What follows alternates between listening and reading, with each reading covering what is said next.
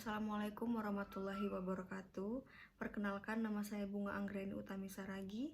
Saya dari kelas 5D Akuntansi Pagi dengan NPM 18051700163. Saya di sini akan menjelaskan tentang metode analisis kebangkrutan. Salah satu jenis industri yang saat ini sedang mengalami tingkat persaingan tinggi di Indonesia yaitu industri kosmetik. Hal ini terjadi akibat demam Korea di kalangan anak-anak hingga dewasa. Demam Korea atau Hallyu adalah istilah di mana budaya K-pop Korea tersebar secara global di berbagai negara dan dapat membuat orang-orang pada negara tersebut terpacu untuk mempelajari bahasa Korea dan kebudayaan Korea. Namun, pertumbuhan industri kosmetik lokal di Indonesia mengalami kekalahan yang cukup besar jika dibandingkan dengan kosmetik impor dan kosmetik brand multinasional, menurut berdasarkan data Kementerian Perindustrian.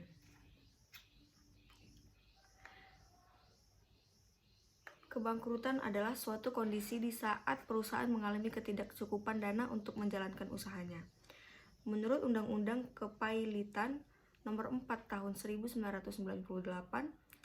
perusahaan dinyatakan pailit berdasarkan pada keputusan pengadilan yang berwenang atau berdasarkan permohonan sendiri.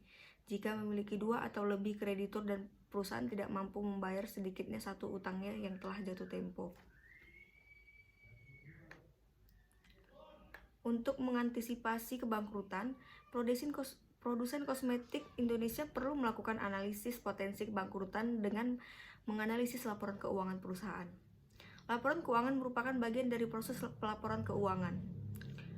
Suatu proses akuntansi menghasilkan laporan keuangan yang dapat dijadikan sebagai informasi baik mengenai posisi keuangan perusahaan maupun prestasi manajemen.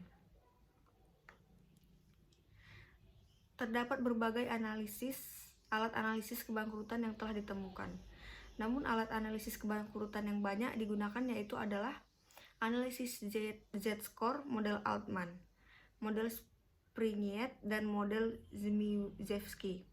Alasan ketiga alat analisis tersebut banyak digunakan karena ketiga alat analisis tersebut relatif mudah untuk digunakan dan juga memiliki tingkat keakuratan yang cukup tinggi dalam melakukan prediksi potensi kebangkrutan suatu perusahaan.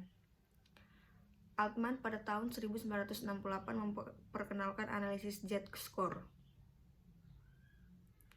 yaitu sebuah analisis yang menghubungkan berbagai rasio dalam laporan keuangan sebagai variabelnya dan digabungkan ke dalam sebuah persamaan untuk memperoleh nilai Z, di mana nilai Z di sini adalah nilai untuk memprediksi kondisi perusahaan, baik dalam keadaan sehat maupun bangkrut. Kemudian Altman pada tahun 2000 menganjurkan dilakukannya restimilasi lengkap dan mengganti nilai pasar sendiri dengan nilai pasar ekuitas dalam X4. Berdasarkan hasil pengembangan Altman tersebut, rumus Z-score dapat digunakan oleh perusahaan yang go public dan perusahaan yang tidak go public, di mana perusahaan ini tidak mempunyai nilai pasar. Populasi dalam penelitian ini adalah perusahaan yang termasuk dalam industri kosmetik yang terdapat di BEI tahun 2010 sampai 2012.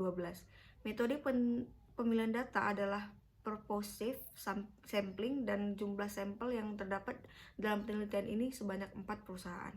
Sumber data yang digunakan dalam penelitian ini adalah data sekunder yang diperoleh dari situs resmi BEI berupa laporan keuangan tahunan atau annual report dengan mengakses website www.idx.co.id pada tanggal 10 Juni 2013.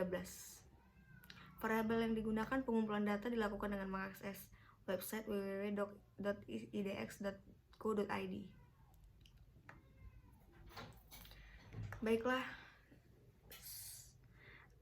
dilanjutkan dengan tanggal 10 Juni 2013 berupa laporan keuangan tahunan annual report. Teknik analisis data secara statistik digunakan dengan uji beda rata